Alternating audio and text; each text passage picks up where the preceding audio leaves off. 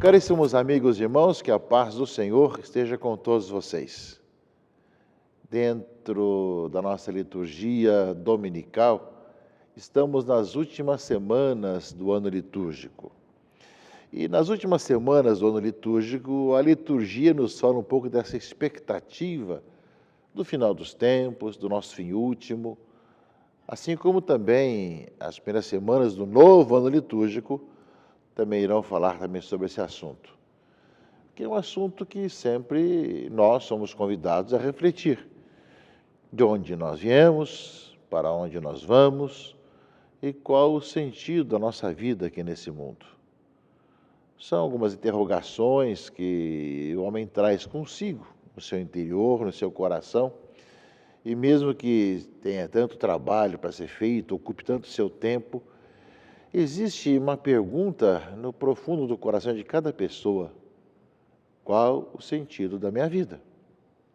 E a liturgia desse final de ano litúrgico e começo de ano litúrgico, as últimas semanas do ano litúrgico, como estamos agora, nessa 32ª semana do ano litúrgico, e já depois nas primeiras semanas do Advento, vão trazer um pouco esse questionamento. Final dos tempos, o coração preparado para estar com o Senhor. No próximo final de semana, nós estaremos celebrando, comemorando o Dia Mundial dos Pobres, o terceiro Dia Mundial dos Pobres, um dia criado pelo Papa Francisco, na semana que antecede a festa solene de Cristo Rei, que é o último domingo do ano litúrgico. O Papa colocou como tema do Dia Mundial dos Pobres: a esperança dos pobres jamais se frustrará. Salmo 9,19. E aqui em nossa Arquidiocese do Rio de Janeiro, nós começamos com uma semana toda de vivência, de aprofundamento sobre o tema do pobre e a nossa presença junto aos excluídos, aos necessitados, que faz parte um pouco de todo o carisma da Igreja, de um encontro das pessoas que necessitam, anunciando a vida e se comprometendo como consequência do Evangelho. Por isso nós chamamos o nosso trabalho nessa questão de caridade social. Ligamos o tema da caridade, o tema do amor a Deus e amor ao próximo, com a questão social. Não é simplesmente uma questão filantrópica, não é simplesmente uma questão social, mas uma questão de consequência da vida cristã, consequência de encontro com o Senhor. Isso faz toda a diferença, porque muitas vezes nós temos muitos trabalhos sociais, mas como se fosse apenas uma ONG. Como existem tantas que fazem trabalhos sociais e muito bem feitos, mas nós o fazemos justamente por causa da fé, por encontrarmos Jesus Cristo junto às pessoas. Portanto, uma semana de atividades aqui no Rio de Janeiro e, ao mesmo tempo, a preparação para vivermos no próximo final de semana o terceiro Dia Mundial dos Pobres, para não ser apenas uma comemoração teórica, mas com atividades, com reflexões importantes, com tomada de posições e com compromissos que cada um de nós é chamado a ter cada vez mais. Mas a liturgia vai nos colocando sempre mais nessa expectativa de estarmos preparados para estar com o Senhor. Nesse 32º domingo do tempo comum, o Evangelho nos fala um pouco sobre uma questão que os judeus debatiam muito e que Jesus Cristo resolve com muita clareza.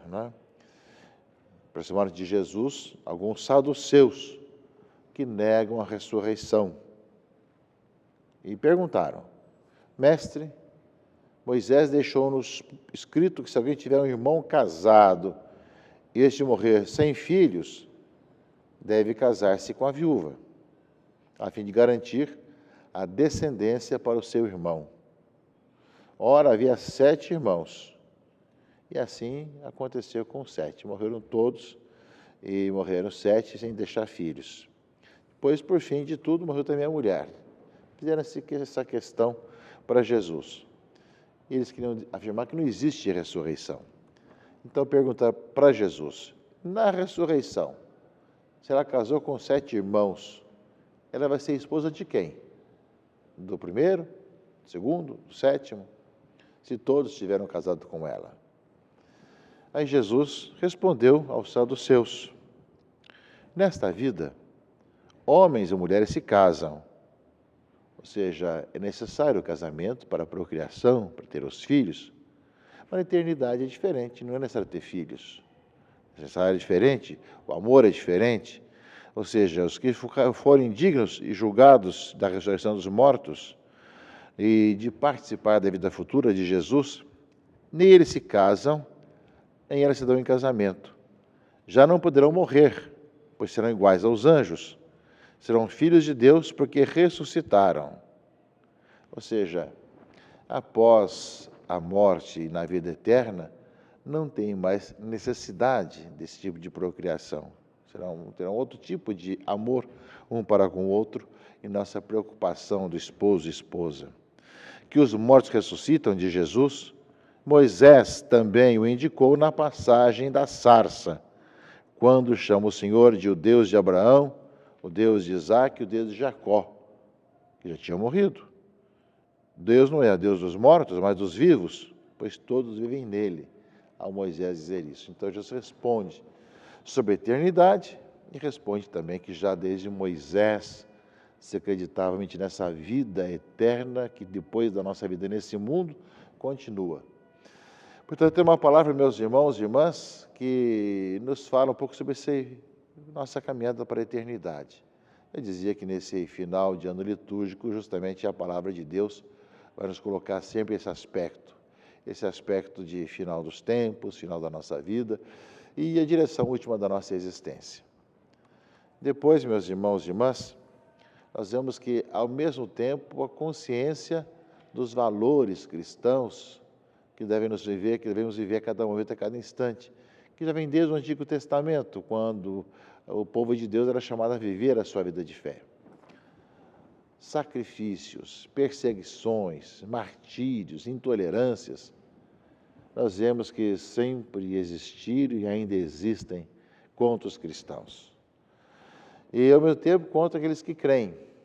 Nós lemos um pouco na primeira leitura, um pouco isso, mas nos faz remeter, quando nós lemos esse Antigo Testamento, quantos cristãos que foram também martirizados, que foram expulsos, que foram machucados por causa da sua fé, por causa da intolerância com relação às pessoas que creem, que buscam o Senhor.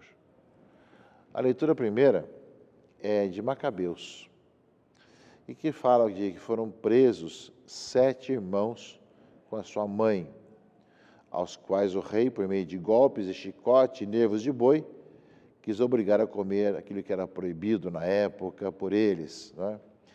E aí, fala a leitura, um dos irmãos, em nome de todos, falou: "O que pretendes? O que procura saber de nós?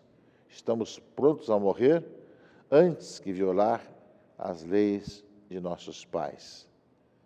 O segundo, prestes a dar o último suspiro, disse: "Tu, ó malvado, nos tira desta vida presente, mas o Rei do Universo nos ressuscitará para uma vida eterna, e nós que morremos por suas leis."